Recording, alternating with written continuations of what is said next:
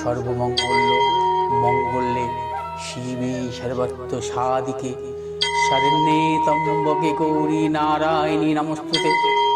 ওম শরণাগত দীনার্ত পরিত্রাণ পরায়ণে সর্বস্বার্থী হরে দেবী নারায়ণী নমস্তুতে। ওম সৃষ্টিস্থিতি বিনাশনাং শক্তিভূতে সনাতনী গুণাশ্রয়ে গুণময়ে নারায়ণী নমস্তুতে। নমস্কার দর্শকবৃন্দ, আমি পণ্ডিত ভিকর্ষি জাতক বলছি। আজ আমি আলোচনা করব একটি বিশেষ যোগ নিয়ে, যে যোগটির নাম আপনারা সবসময় শুনেছেন, নিজভঙ্গ রাজযোগ। গ্রহগুলো কিভাবে নিজভঙ্গ রাজযোগে আবদ্ধ হয়, অর্থাৎ গ্রহগুলো নিচস্থ কিন্তু নিজভঙ্গ রাজযোগে আবদ্ধ।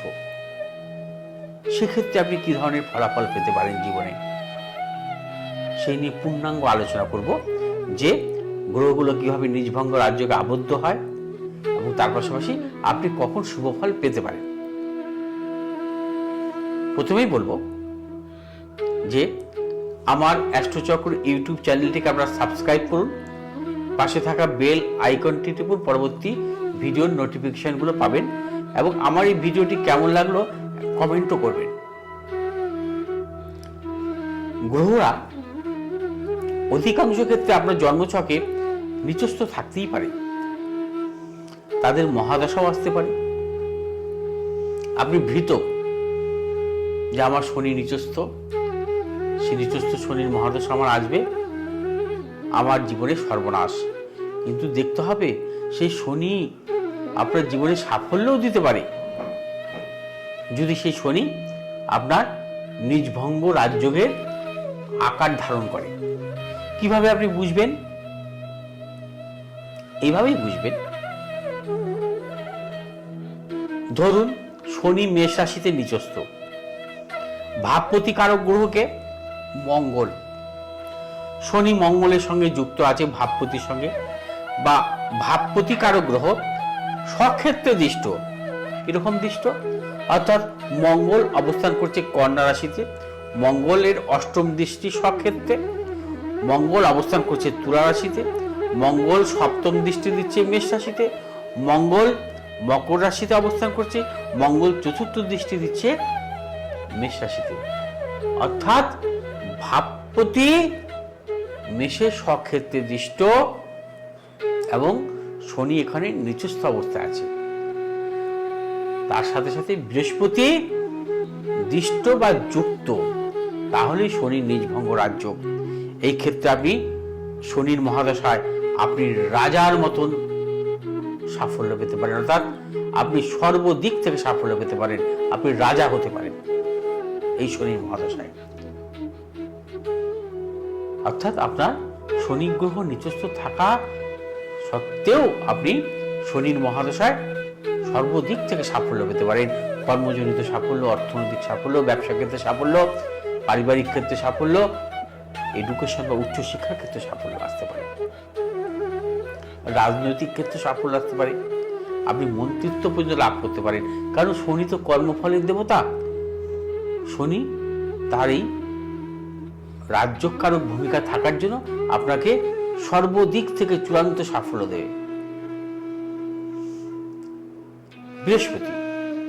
বৃহস্পতি ধরুন মকর রাশিতে নিচস্থ, ভাবপতি কারক গ্রহ শনি, ধরুন মকর রাশিতে শনির অবস্থান, বা কর্কটে শনি অবস্থান করছে, মকর রাশিতে দৃষ্ট আছে, অর্থাৎ ভাবপতি কারক গ্রহ ভাবে দৃষ্ট বা ভাবপতির সাথে যুক্ত। সেই ক্ষেত্রেও কিন্তু আপনি দুর্দান্ত সাফল্য পেতে পারেন। বা বৃহস্পতি এবং শনির এন্টারচেঞ্জ, বৃহস্পতি মকর রাশিতে, শনি মীন রাশিতে এন্টারচেঞ্জের ক্ষেত্রেও আমরা দেখেছি যে তার জীবনে নিজভঙ্গ রাজযোগের ফল পায়। অর্থাৎ এই বৃহস্পতির মহাদশায় আপনি 16 বছর সম্পূর্ণভাবে শুভ ফল পেতে পারেন। ধরুন মঙ্গল অবস্থান করছে কর্কট রাশিতে, ভাবপতি কারক গ্রহ হচ্ছে চন্দ্র, চন্দ্রযুক্ত বা চন্দ্র মকরে থেকে যদি চন্দ্র সপ্তম ভাবে দৃষ্ট থাকে, চন্দ্র ভাবপতির উপর দৃষ্ট, তাহলেও কিন্তু আপনার মঙ্গলের নিজভঙ্গ রাজযোগে আকার ধারণ করে। সেই ক্ষেত্রেও কিন্তু মঙ্গলের মহাদশায় দুর্দান্ত সাফল্য দিতে পারে জাতক জাতিকার জীবনে। এবং বৃহস্পতি যদি যুক্ত বা বৃহস্পতি দৃষ্ট হয় এর সাথে, তাহলে সেই জাতক জাতিকার মঙ্গলের দশায় সর্বদিক থেকে সাফল্য আসে। বুধ যদি জন্মছকে মীন রাশিতে নিচস্থ অবস্থা থাকে, যদি বৃহস্পতি যুক্ত হয় বা মীন রাশির ভাবপতি বৃহস্পতি যুক্ত যদি বুধ থাকে, এবং সেই বুধের মহাদশায় জাতক জাতিকারা দুর্দান্ত সাফল্য পায়, 17 বছর বুধের মহাদশায় অর্থাৎ নিজভঙ্গ রাজযোগের ফল কিন্তু বুধের মহাদশায় পাওয়া যায়। এর পাশাপাশি বলবো যে শুক্র, অর্থাৎ শুক্র কন্যা রাশিতে নিচস্থ হয়। কন্যা রাশির ভাবপতি কারক গ্রহ হচ্ছে বুধ। শুক্র যদি কন্যা রাশিতে বুধের সাথে সহাবস্থান করে বা বুধ মীন রাশিতে থেকে কন্যা রাশিতে দৃষ্ট থাকে শুক্রের উপর, বা এর সাথে যদি কখনো বৃহস্পতি যুক্ত বা বৃহস্পতি দৃষ্ট থাকে, সেই ক্ষেত্রে কিন্তু অবশ্যই শুক্রের নিজভঙ্গ রাজযোগে আকার ধারণ করে। এবং শুক্রের 20 বছরের মহাদশায় সেই জাতক জাতিকার জীবনে দুর্দান্ত সাফল্য পান। ঠিক এইভাবেই গ্রহগুলো কিন্তু নিজভঙ্গ রাজযোগের আকার ধারণ করে। রবি তুলা রাশিতে নিচস্থ অবস্থায় আছে। যদি ওই তুলা রাশিতেই ভাবপতি কারক গ্রহ শুক্র যুক্ত থাকে, বা শুক্র যদি মেষ রাশিতে থাকে, শুক্র যদি সপ্তম দৃষ্ট থাকে ভাবপতি তুলাতে, তাহলে কিন্তু রবির নিজভঙ্গ রাজযোগে আকার ধারণ করে। এবং রবির মহাদশায় কিন্তু সেই জাতক জাতিকা চূড়ান্ত সাফল্য পায়। এর সাথে যদি বৃহস্পতি যুক্ত বৃহস্পতি দৃষ্ট থাকে, সেই জাতক জাতিকা রাজনৈতিক ক্ষেত্রে বা কর্মজীবনের দিক থেকে কিন্তু চূড়ান্ত সাফল্য মেলে তাদের প্রভাব। এবং তার পাশাপাশি যশ, প্রভাব, প্রতিপত্তি, যশ সমস্ত কিছু তার জীবনে আসে। চন্দ্র যদি বৃশ্চিক রাশিতে অবস্থান করে এবং মঙ্গল যুক্ত বা মঙ্গল দৃষ্ট অবস্থা থাকে, যদি বৃহস্পতিও যুক্ত থাকে, সেই চন্দ্র কিন্তু নিজভঙ্গ রাজযোগের আকার ধারণ করে। সেই চন্দ্রের মহাদশায় জাতক জাতিকা কিন্তু সর্বক্ষেত্রে সাফল্য পায়।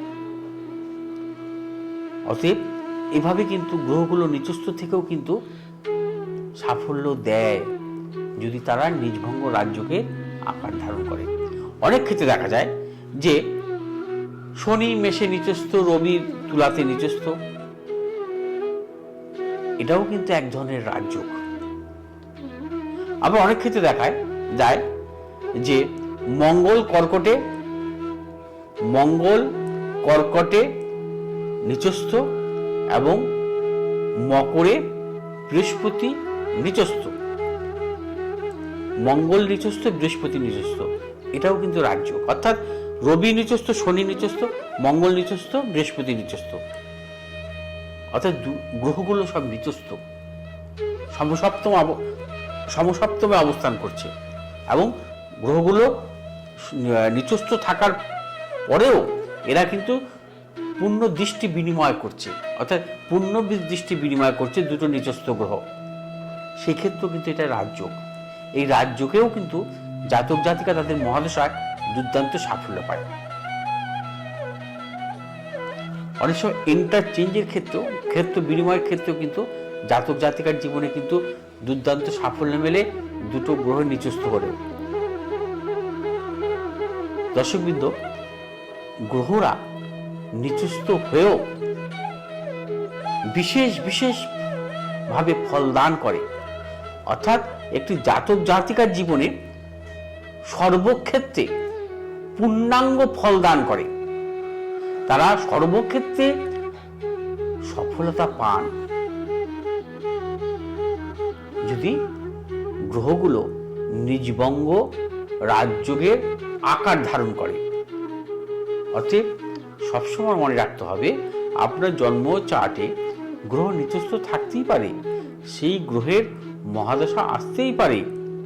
সেই গ্রহগুলো আপনাকে খারাপ ফল দেবে না ভালো ফল দেবে, সেটা কিন্তু একজন অভিজ্ঞ জ্যোতিষীর পরামর্শ নিতে হবে এবং সেইভাবে আপনাকে আপনার জীবনে অগ্রসর হতে হবে। যাই হোক, আমি নিজভঙ্গ রাজযোগ নিয়ে আলোচনা করলাম। এরপরে আমি পরের ভিডিওতে অন্য কোনো কিছু নিয়ে আলোচনা করব। আপনারা দেখতে থাকুন। যদি ভালো লাগে কমেন্ট করবেন। আবার বলছি, আমার এই চ্যানেলটিকে সাবস্ক্রাইব করবেন।